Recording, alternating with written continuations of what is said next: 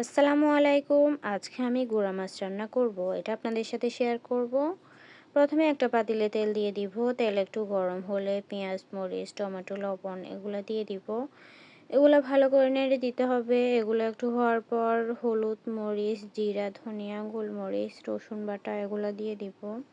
এগুলা দিয়ে ভালো করে নেড়ে দিতে হবে। এগুলো একটু হওয়ার পর মাছগুলা দিয়ে দিব। গুঁড়া মাছ খেতে আমার অনেক বেশি ভালো লাগে। আপনাদের কেমন লাগে বলিয়েন। তারপর এগুলা নেড়ে দিতে হবে ভালো করে।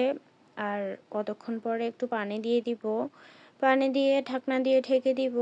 পানি দিছি মাছ সিদ্ধ হওয়ার জন্য অল্প করে পানি দিতে হবে। তারপর আবার একটু নেড়ে দিব। তারপর রান্না প্রায় শেষ। এখানে ধনেপাতা দিয়ে দিব। ধনেপাতা দিলে খেতে ভালো লাগে, ঘ্রাণও সুন্দর।